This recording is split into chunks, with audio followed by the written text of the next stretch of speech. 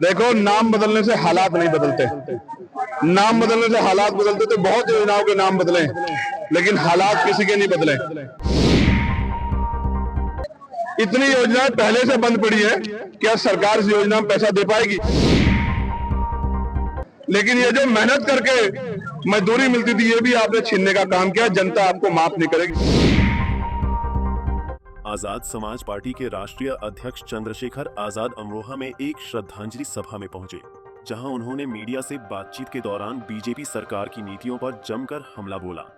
मनरेगा योजना का नाम बदलने पर चंद्रशेखर आजाद ने कहा कि सिर्फ नाम बदलने से हालात नहीं बदलेंगे। अगर नाम बदलने से हालात बदलते तो अब तक कई योजनाओं के नाम बदले जा चुके हैं, लेकिन किसी की जिंदगी नहीं बदली। उन्होंने कहा कि सरकार पहले कहती थी कि केंद्र 90% पैसा दे रही है, अब 60% की बात कर रही है। उत्तर प्रदेश पहले से ही 8 लाख करोड़ के कर्ज में डूबा है। ऐसे में सवाल है कि सरकार नई योजनाओं के लिए पैसा कहां से लाएगी? देखो, नाम बदलने से हालात नहीं बदलते।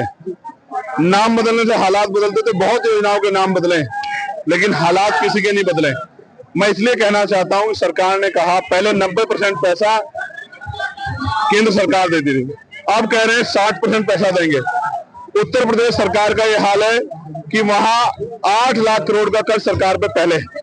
इतनी योजनाएं पहले से बंद पड़ी है, क्या सरकार इस योजना में पैसा दे पाएगी? इसलिए मैं मानता हूं कि 100 की जगह 125 दिन एक सपना है। चंद्रशेखर आजाद ने बिहार में चुनाव से पहले महिलाओं के खाते में भेजे गए पैसों का जिक्र करते हुए कहा कि चुनाव के समय वोट खरीदने के लिए पैसे बांटे जाते हैं, लेकिन मेहनत की कमाई भी छीनी जा रही है, जिसे जनता माफ नहीं करेगी।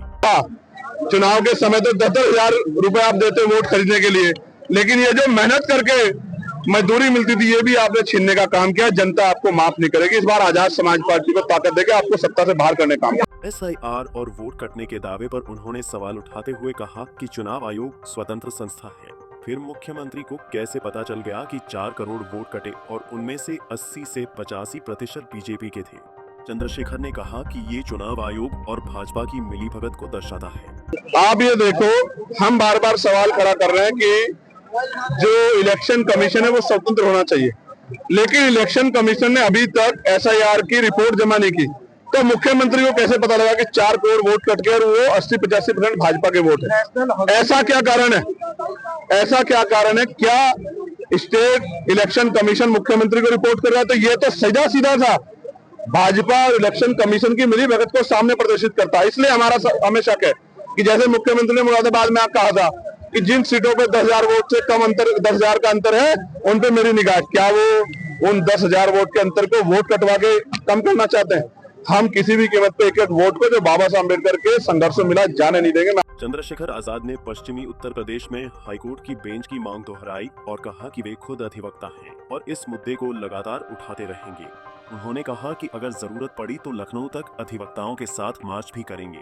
वकील लोग आंदोलन कर रहे हैं, मैं खुद एक अधिवक्ता हूँ। मैंने कानून मंत्री जी से मांग की, ज्ञापन सौंपा कि एडवोकेट प्रोटेक्शन एक्ट लागू करो, और पश्चिम में हाईकोर्ट बेंच बने। मैंने इसके लिए पार्लियामेंट आवाज उठाई, केंद्रीय कानून मंत्री से भी मिलकर मांग की। सरकार इस मांग को नहीं सुन रही है। मैं अधिवक्ता भाइयों से कहना चाहता हूँ, एक अधिवक्ता होने का तो मैं उनके साथ हूँ। अगर वो लखनऊ तक मार्च करेंगे तो उनके साथ चल के इस लड़ाई को लड़ने का काम करो, उनकी मांग को पूरा। आपको बता दें कि सांसद चंद्रशेखर आजाद अपनी पार्टी के नेता पुष्पेंद्र राणा के पिता की श्रद्धांजलि सभा में पहुंचे थे, जहां उन्होंने कई मुद्दों को लेकर बीजेपी सरकार को घेरा और सीएम योगी समेत सरकार के सभी मंत्रियों को बयानबाजी करने के बजाय जनता के काम पर ध्यान देने की नसीहत दी। चंद्रशेखर आजाद के इन बयानों से यूपी की सियासत गर्म हो गई है। पंजाब केसरी टीवी के लिए अमरोहा से आसिफ की रिपोर्ट।